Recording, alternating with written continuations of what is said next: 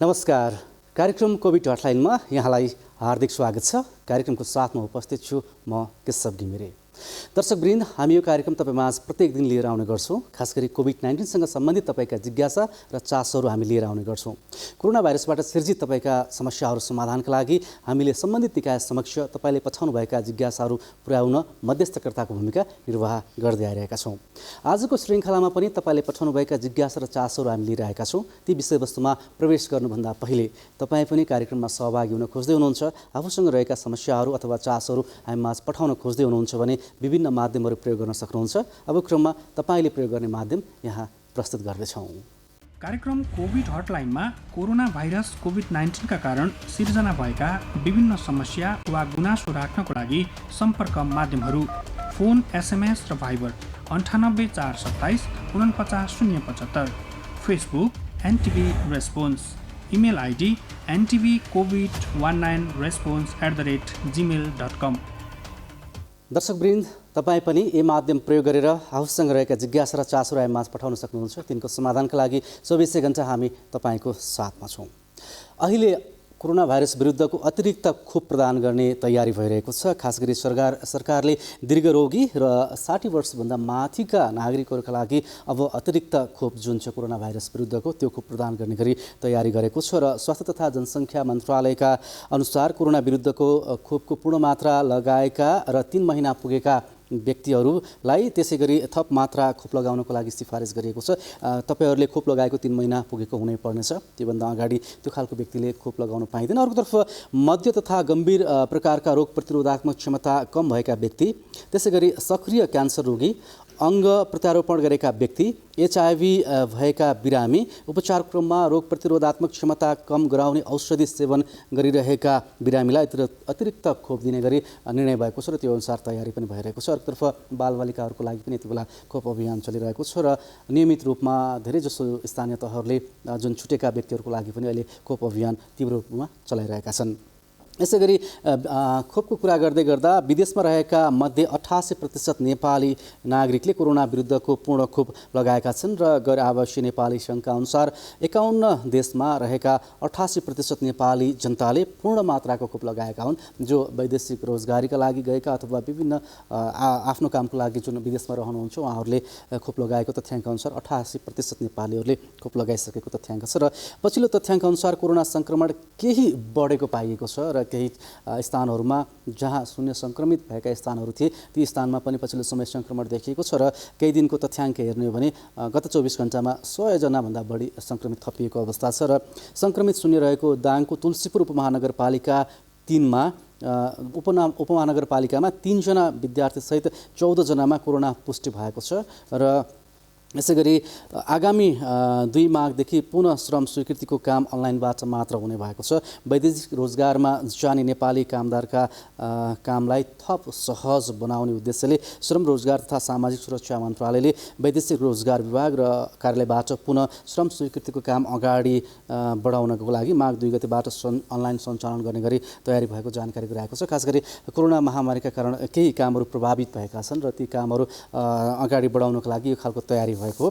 दर्शकवृन्द, हामीले विभिन्न क्षेत्रसँग सम्बन्धित तपाईका जिज्ञासा र चासोहरू लिने क्रममा आज हामीले अपाङ्गता भएका व्यक्तिहरूसँग सम्बन्धित विषयवस्तुलाई पनि स्थान दिने जमर्को गरेका छौँ। खास गरी कोरोना महामारीका बेला अपाङ्गता भएका व्यक्तिहरूले धेरै दुःख पाए अथवा उनीहरूले सहज रूपमा पहुँच पाएनन्। औषधि उपचार लगायतका विभिन्न कुराहरूमा उनीहरूको सहज पहुँच भएन जस्ता विभिन्न चासोहरू जिज्ञासाहरू हामीमा आएका थिए र अब फेरि अर्को लहर चल्दै गर्दाखेरि उनीहरूको लागि सहजताको विषय के हुन्छ यो विषयमा पनि आज हामी कुराकानी गर्नेछौँ। र अर्कोतर्फ विभिन्न स्थानीय तहहरूले कोरोना महामारीबाट प्रभावित व्यक्तिहरूका लागि विभिन्न समुदाय स्तरमै आफ्ना कार्यक्रमहरू लिएर गएको अवस्था पनि छ। यसै गरी कोरोना प्रभावितहरूका लागि एउटा स्थानीय तहले गरेको कार्यक्रम अर्को स्थानीय तहका लागि उदाहरण हुनसक्छ, अर्कोतर्फ अर्को स्थानीय तहका लागि त्यो सिकाइ पनि हुनसक्छ। यसैले आज हामी बागलुङ जिल्लातर्फ जाँदैछौँ। बागलुङ जिल्लामा पनि एउटा स्थानीय तहमा जाँदैछौँ। खास गरी त्यहाँको स्थानीय तहले कोरोना प्रभावितहरूको लागि के कसरी काम गरिरहेको छ र अब अर्को लहरको अथवा अर्को सङ्क्रमण फैलिने चर्चा हुँदै गर्दा सरकारले सजगता अपनाउन आग्रह गर्दै गर्दा स्थानीय तहले कसरी काम गरिरहेका छन्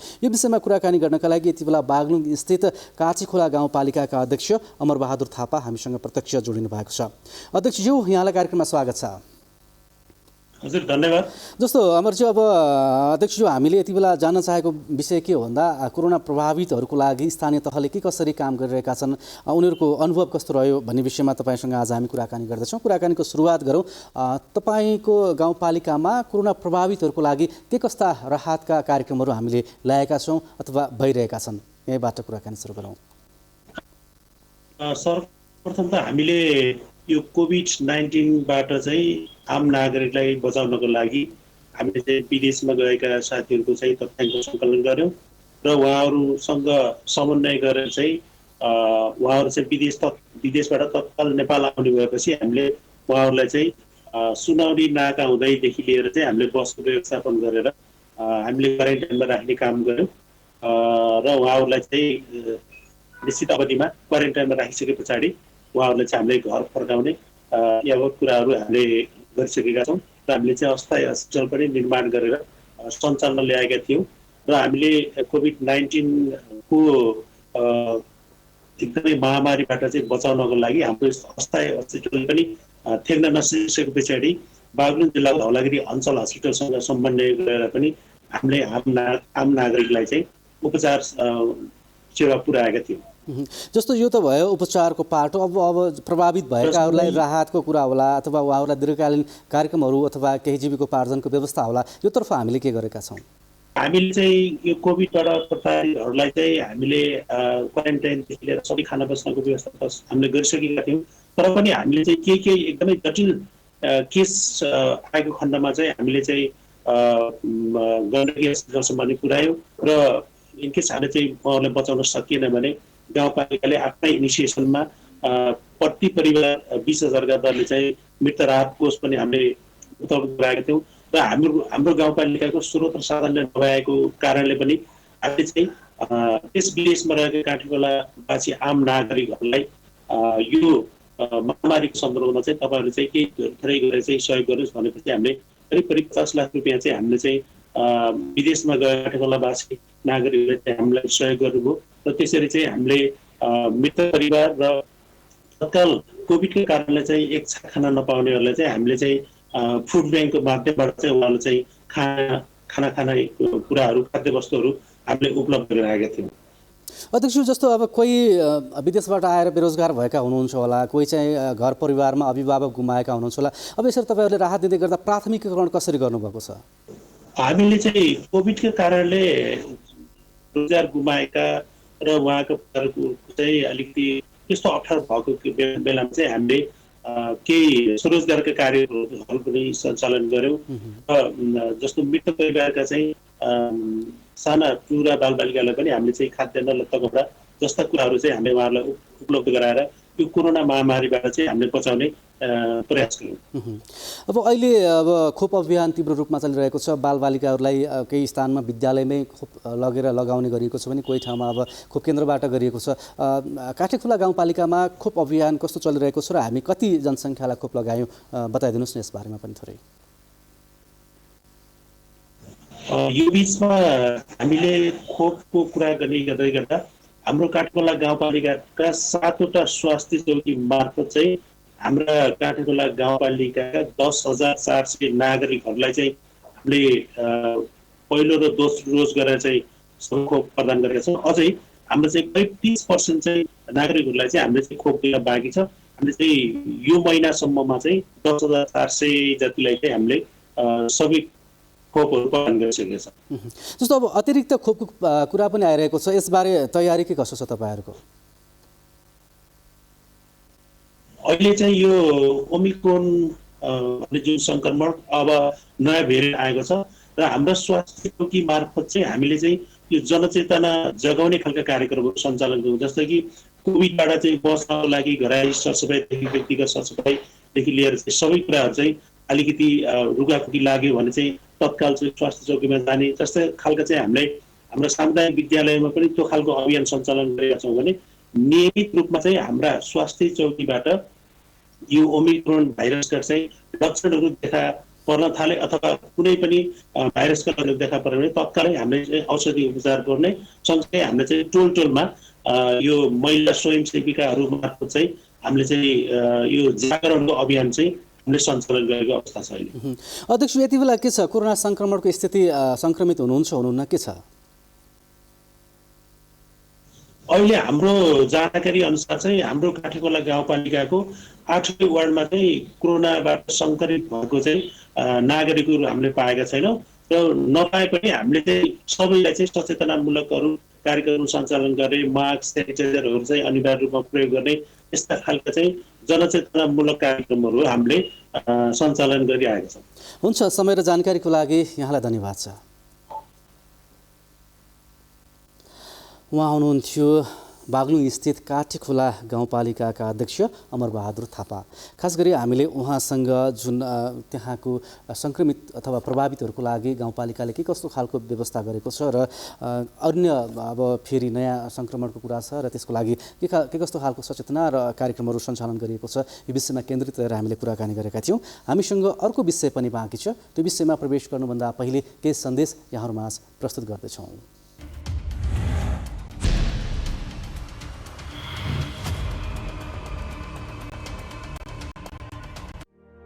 यति बेला कोरोना भाइरसको नयाँ भेरिएन्ट फैलिँदो क्रममा छ। यो समयमा आफूलाई सङ्क्रमण र यसको असरबाट कसरी बचाउन सकिन्छ?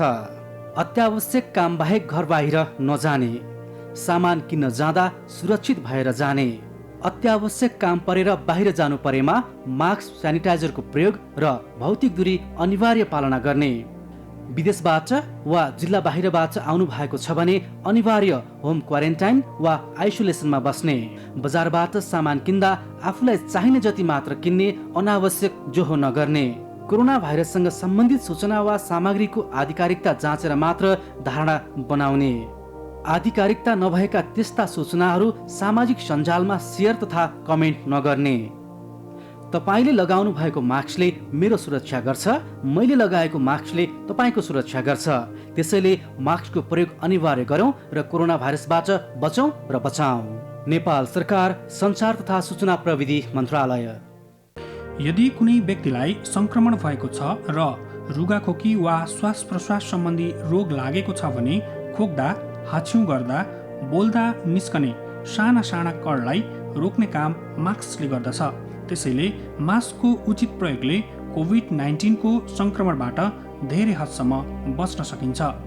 मास्कको प्रयोग गर्दा ध्यान दिनुपर्ने कुराहरू: मास्क लगाउनु अघि मिचिमिची कम्तीमा 20 सेकेन्ड साबुन पानीले हात धुने वा सेनिटाइजरको प्रयोग गर्ने, मास्क च्यातिएको छ कि छैन वा सफा छ कि छैन जाँच गर्ने, मास्क खुकुलो छ र छेउछाउबाट हावा छिरेको छ भने त्यसले काम गर्दैन। त्यसैले मास्क लगाउँदा डोरीमा समाई अनुहारमा टम्म मिल्ने गरी लगाउने, मास्क लगाउँदा नाक, मुख र चिउँडो ढाकिने गरी लगाउने, मास्कको रङ्गीन भागलाई बाहिर पारेर लगाउने, युज एन्ड थ्रो नाम दिएको मास्क डिस्पोजेबल हुने भएकोले यसलाई एकपटक प्रयोग गरेपछि पुनः प्रयोग नगर्ने, डिस्पोजेबल मास्क धोएर सुकाएर र उल्टो फेरेर नलगाउने, सकभर मास्कलाई हातले नछुने, लगाउँदा र फुकाल्दा डोरी मात्र प्रयोग गर्ने, एक अर्काबाट कम्तीमा 2 मिटर टाढा बसौँ, घरबाट बाहिर जाँदा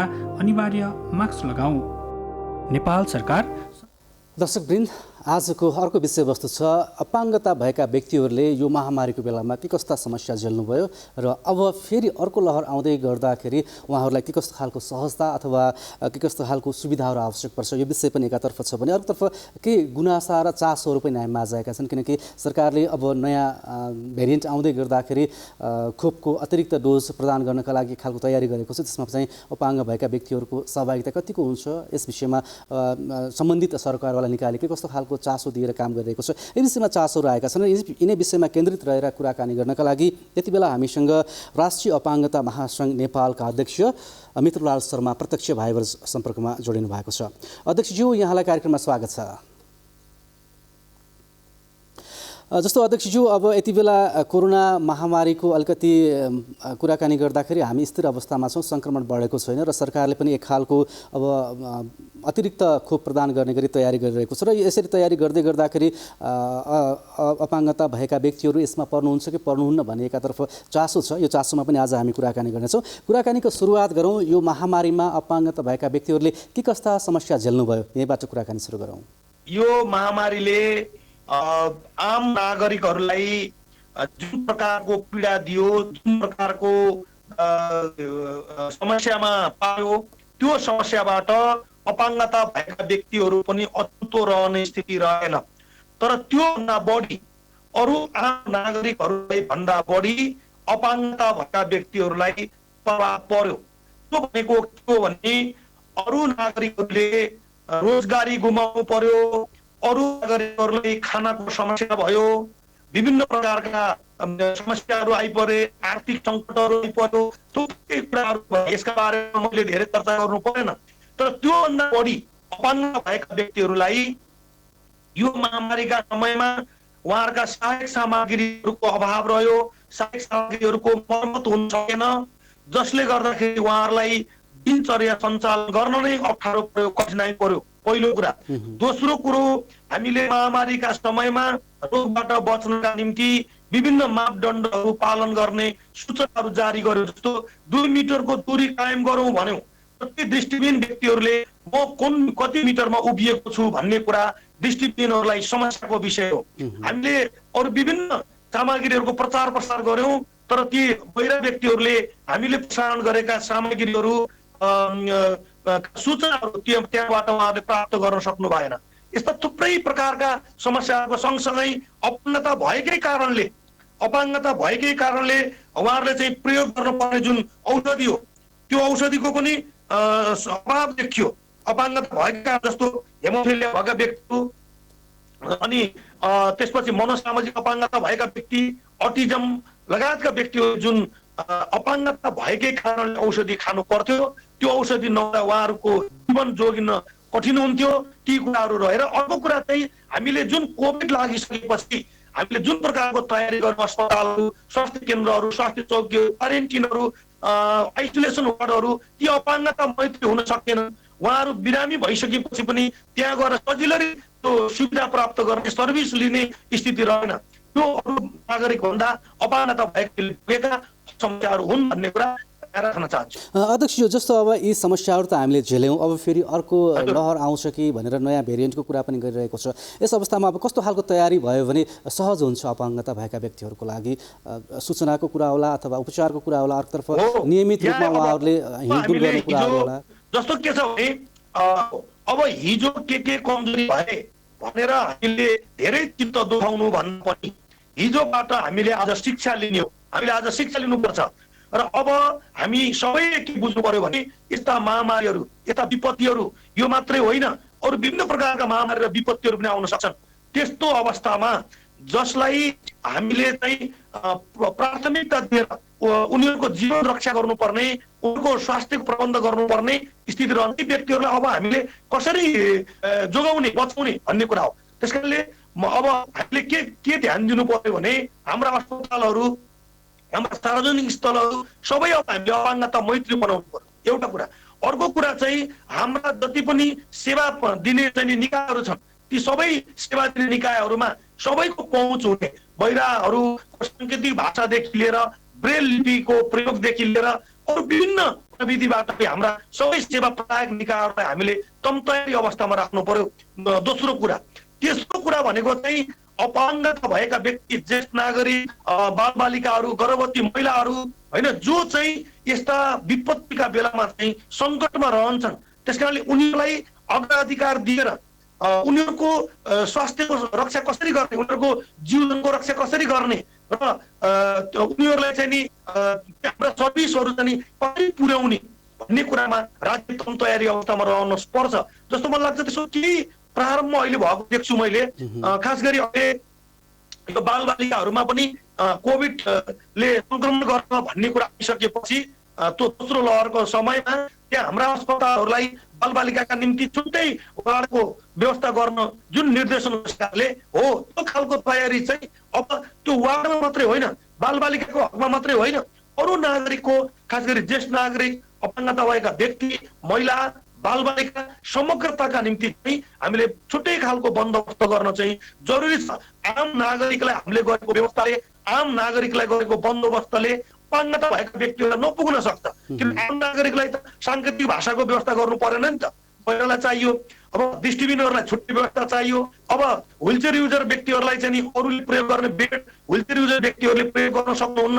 त्यस्तै अटिजम बौद्धिक अपाङ्गता भएका व्यक्तिहरूलाई छुट्टै खालको प्रबन्ध गर्नुपर्छ भने यो पूर्व तयारीकै समयमा यस्ता कुराहरूलाई ध्यान पुर्याउन सकियो भनेदेखि मलाई लाग्छ हिजो जति क्षति भयो त्यो क्षतिलाई अब भोलिका दिनमा चाहिँ न्यूनीकरण गर्न सकिन्छ भन्ने हाम्रो धारणा हो। अध्यक्ष, एउटा चासोको विषय के छ भन्दा अब सरकारले कोरोना भाइरस विरुद्धको अतिरिक्त खोप प्रदान गर्ने गरी एक खालको तयारी गरेको छ। यसमा चाहिँ अपाङ्गता भएका व्यक्तिहरूले अब कसरी प्राप्त गर्नुहुन्छ र यसको लागि महासङ्घले कस्तो पहल गरेको छ भन्ने खालको जिज्ञासा छ। यसमा तपाईँको जवाफ के रहन्छ? यो हजुर, यो चाहिँ यहाँले एउटा महत्त्वपूर्ण कुरा सोध्नुभयो। हिजो सरकारले खोपको अभाव भएका बेलामा अपाङ्गता भएका व्यक्तिहरूलाई खोप लगाउनका निम्ति प्राथमिकतामा राखेन र हामीले लामो समयदेखि त्यसको वकालत गर्नुपर्ने स्थिति रह्यो। विभिन्न पटक हामीले विभिन्न मन्त्रीज्यूहरूलाई सरकार विभिन्न व्यक्तित्वहरूलाई हामीले भेट्नुपर्ने स्थिति रह्यो र परिणामस्वरूप अलि पछाडि पूर्ण अशक्त अपाङ्गता र अति अशक्त अपाङ्गता भएका व्यक्तिलाई पनि खोप दिने प्राथमिकताको सूचीमा समावेश गर्यो। त्यसका लागि म सरकारलाई त्यति बेला धन्यवाद दिन चाहन्छु। अब मैले आज सुनेको छु यो अतिरिक्त खोप जसलाई हामीले अलिकति बुस्टर भनेर चर्चा गरेका थियौँ, तर सरकारले त्यसलाई बुस्टर भनेको छैन, अहिले त्यसलाई अतिरिक्त खोप भनेको छ।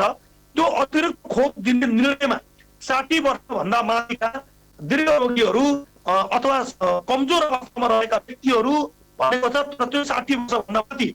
अब मलाई लाग्छ सरकारले यहाँ के बुझेन भने अपाङ्गता भएका व्यक्तिहरूको चाहे त्यो 20 वर्षकै किन नहोस्, किन 25 वर्षकै किन नहोस्, कतिपय अपाङ्गता भएका व्यक्तिहरूको शारीरिक अवस्था कमजोर हुन्छ। त्यस कारणले उनीहरूलाई उमेर होइन, उनीहरूलाई अपाङ्गता भएका व्यक्ति भनेर चाहिँ त्यो प्राथमिकताको सूचीमा राख्नु पर्थ्यो। सरकारले त्यो प्राथमिकताको सूचीमा पटक पनि राखेन। अब 60 वर्षभन्दा माथिकालाई समस्या भएन, सबै नागरिकले प्राप्त गर्ने नै हो। त्यस कारणले मेरो सरकारसँग आग्रह के छ भने अपाङ्गता भएका व्यक्तिहरूको रोग प्रतिरोधात्मक क्षमता पनि कमजोर हुने एउटा कुरा, अर्को कुरा उनीहरू जोखिममा हुने। मैले अघि यहाँलाई भने कि दृष्टिबिन व्यक्तिले 2 मिटरको दूरी कायम गर्न गाह्रो हुन्छ। देख्ने कुरामा समस्या हुने भएको हुनाले 2 मिटरको दूरी कायम गर्न गाह्रो हुन्छ। बहिराहरूले सूचनाहरू सबै प्राप्त गर्न सक्नुहुन्न। व्हिलचेयर युजरलाई निरन्तर अरूको सहयोगी चाहिन्छ। त्यसकारणले यो कारणले गर्दा अपाङ्गता भएका व्यक्तिहरू बढी जोखिममा हुने भएको हुनाले यो अतिरिक्त खोप अपाङ्गता भएका व्यक्तिलाई बिना शर्त सबै उमेर समूहका व्यक्तिहरूलाई यो अतिरिक्त खोप प्रदान गर्नुपर्छ। हामीले पक्कै पनि तपाईँले भनेको र तपाईँको आग्रह चाहिँ सम्बन्धित निकायसम्म पुग्नेछ। अन्त्यमा अध्यक्ष, जस्तो अब यसरी समस्या परिरहेका विभिन्न अपाङ्गता भएका व्यक्तिहरूको लागि आवश्यक पर्ने राहत होला अथवा सहयोगको कुरा होला, कतिपय अवस्थामा उहाँहरूले पाउने सूचनाको कुरा होला, यसमा चाहिँ महासङ्घले कसरी भूमिका खेल्यो छोटोमा? बहुत महत्त्वपूर्ण प्रश्न सोध्नुभयो। यहाँलाई धेरै धेरै धन्यवाद। राष्ट्रिय अङ्ग महासङ्घ नेपाल आफैमा सेवा प्रदायक संस्था होइन। यसले वकालतको क्षेत्रमा, जनचेतनाको क्षेत्रमा सरकारलाई नीति र पोलिसीहरू निर्माण गर्नमा सरकारलाई बढी दबाब दिने, सरकारलाई सघाउने काम गर्छ। हामीले विभिन्न प्रकारका अध्ययन अनुसन्धानहरू गर्छौँ। ती अध्ययन अनुसन्धानका सूचनाहरूलाई हामीले सम्बन्धित निकायसम्म पुर्याउँछौँ र चाहिँ समग्र निकायको ध्यानाकर्षण गराउने काम हामीले गर्छौँ। अहिले हामीले विभिन्न प्रकारका प्रचार सामग्रीहरू, जुन अपाङ्गता मैत्री समावेशी प्रचार सामग्रीहरू, कोभिडसँग सम्बन्धित प्रचार सामग्रीहरू बनाएर अपाङ्गताको क्षेत्रमा र आम नागरिकको क्षेत्रमा जनचेतना जागृत गर्ने काममा हामी लागेका छौँ। हामीले अध्ययन अनुसन्धानहरू गरेका छौँ र यो कोभिडका कारणले कसरी अपाङ्गता भएका व्यक्तिहरू प्रभावित भए, कति व्यक्तिले सूचना प्राप्त गर्न सके, कति सकेनन् भन्ने कुरा ती हाम्रो विभिन्न अनुसन्धानबाट प्राप्त भए तथ्याङ्कहरूलाई हामीले सार्वजनिक गरेका छौँ। तेस्रो कुरो, अपाङ्गता भएका व्यक्तिहरूलाई कोभिडमा अवस्था के छ, उनीहरू कसरी उपचार प्राप्त गरिरहेका छन् वा उनीहरूको अवस्था के छ भन्ने कुराको निम्ति 77वटै जिल्लामा फोकल पर्सनहरू तोकेर खास गरी विभिन्न दात्री निकायहरूको सहयोगमा, साझेदारको निकायहरूको सहयोगमा हामीले त्यो कामहरू गरेका छौँ भने अर्कोतिर चाहिँ स्वास्थ्य सेवालाई अपाङ्गता भएका व्यक्तिको पहुँचमा कसरी पुर्याउने भनेर विभिन्न स्वास्थ्य संस्थाहरूसितको सहकार्यमा पनि हामीले कामलाई अगाडि बढाएका छौँ भने यहाँले भने जस्तो राहतको कुरामा हामीले सिधै राहत नबाँड्ने भए पनि राहत बाँड्ने सङ्घ संस्थाहरूसँगको कोर्डिनेसनमा स्थानीय तहको कोर्डिनेसनमा अपाङ्गता भएका व्यक्तिहरूको पहुँचमा त्यो राहत सामग्री पुर्याउनका लागि पनि हामीले भूमिका निर्वाह गरेका थियौँ त्यो बेला। अब अहिले त अलिकति कोभिड घटेको छ र अहिले अब यो कोभिडबाट रोजगारी गुमेका अपाङ्गता भएका व्यक्तिहरूको रोजगारीको सुनिश्चितताको निम्ति पनि हामीले सरकार र विभिन्न प्राइभेट सेक्टरसँगको सहकार्यमा उहाँहरू फेरि त्यो ठाउँमा पुनर्स्थापित गर्ने र नयाँ रोजगारीका अवसरहरू खोज्ने कुरामा हामीले भूमिका निर्वाह गरेको कुरा म यहाँलाई निवेदन गर्न चाहन्छु। हुन्छ, समय र जानकारीको लागि यहाँलाई धन्यवाद छ। यो महत्त्वपूर्ण कार्यक्रममा आमन्त्रण गरेर राष्ट्रिय अपाङ्ग महासङ्घ नेपालको तर्फबाट केही विचारहरू राख्ने मौका दिनुभयो। आदरणीय दर्शक समक्ष म यहाँहरूलाई धेरै धेरै धन्यवाद दिन चाहन्छु, खुसी व्यक्त गर्न चाहन्छु। धन्यवाद, नमस्कार। उहाँ हुनुहुन्थ्यो राष्ट्रिय अपाङ्ग महासङ्घ नेपालका अध्यक्ष मित्रलाल शर्मा। खास गरी अपाङ्गता भएका व्यक्तिहरूले अब अतिरिक्त खोपको विषयमा चासो राख्नुभएको थियो र त्यसको लागि महासङ्घले के कस्तो खालको पहल गरिरहेको छ अथवा उहाँहरूले कहिलेसम्म पाउनुहुन्छ भन्ने विषयमा केही जिज्ञासा थियो र त्यसैसँग केन्द्रित रहेर हामीले उहाँसँग कुराकानी गरेका थियौँ र उहाँले अहिले नपरे पनि आगामी दिनमा पार्नको लागि सरकार पक्षलाई अनुरोध पनि गर्नुभएको छ। दर्शकवृन्द, आज हामीले दुईवटा विषयवस्तुमा केन्द्रित रहेर कुराकानी गऱ्यौँ। एउटा बागलुङ जिल्लाको काँटीखोला गाउँपालिकासँग सम्बन्धित विषय थियो भने अर्को अपाङ्गता भएका व्यक्तिहरूसँग सम्बन्धित जुन कोरोना महामारीले उनीहरूलाई पारेको असर र आगामी दिनमा अब त्यो त्यस्तो खालको असर नपरोस् भन्नको लागि सहजता निर्माण गर्नको लागि के गर्न सकिन्छ भन्ने विषयमा केन्द्रित रहेर गरेको कुराकानी तपाईँमाझ राख्यौँ। आजको लागि कार्यक्रमको समय सकिने लागेको छ। कार्यक्रमबाट बिदा हुनुभन्दा पहिले तपाईँ पनि आफूसँग रहेका यस्तै जिज्ञासा र चासोहरू छन् भने हामी माझ पठाउन सक्नुहुन्छ। त्यसका लागि तपाईँले पठाउने माध्यम यहाँनिर प्रस्तुत गर्दैछौँ। कार्यक्रम कोभिड हटलाइनमा कोरोना भाइरस कोभिड-19 का कारण सिर्जना भएका विभिन्न समस्या वा गुनासो राख्नको लागि सम्पर्क माध्यमहरू फोन, एसएमएस र Viber 98 427 49 075, Facebook NTV response, email ID ntvcovid19response@gmail.com। तपाईँ पनि यी माध्यम प्रयोग गरेर आफूसँग रहेका जिज्ञासा र चासो रायमाझ पठाउँदै गर्नुहोला। तिनको समाधानका लागि हामी 24 घण्टा तपाईँको साथमा छौँ र दैनिक रूपमा तपाईँमाझ आउनेछौँ। आजको लागि कार्यक्रमको समय यति नै। तपाईँ हाम्रो भेट भोलि फेरि नयाँ विषयवस्तुका साथ हुनेछ। तबसम्मको लागि हामी सबैलाई बिदा दिनुहोस्। तपाईँ भने नेपाल टेलिभिजन हेर्दै गर्नुहोस्। नमस्कार।